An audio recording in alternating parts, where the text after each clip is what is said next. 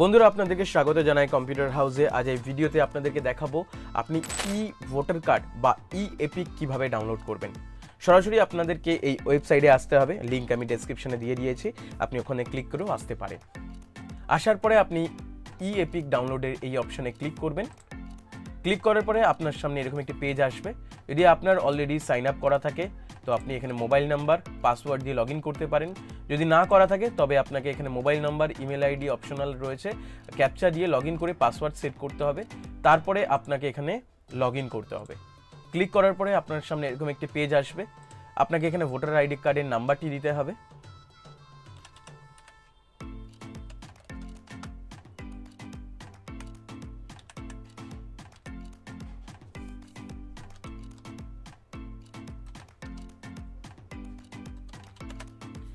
Voter I কার্ডের নাম্বারটি put করার পরে আপনি এখান থেকে স্টেট সিলেক্ট করবেন, সার্চে ক্লিক করবেন। আপনার সামনে এরকম একটি অপশন চলে আসবে, আপনার নাম এবং আপনার ভোটার কার্ডের নাম্বার, আপনার যে মোবাইল নাম্বারটি লিঙ্ক আছে সেটিও এখানে শো করবে।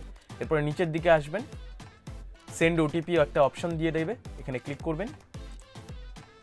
আপনার মোবাইলে যে ওটিপিটি এসছে সেটা এখানে পুট করবেন।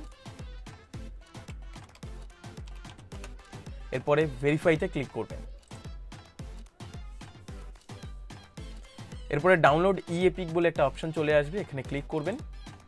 দেন আপনার ভোটার কার্ডটি ডাউনলোড হয়ে গেছে। আপনার সামনে এরকম একটি পিডিএফ ওপেন হবে বা আপনি ডাবল ক্লিক করে ওপেন করতে পারেন।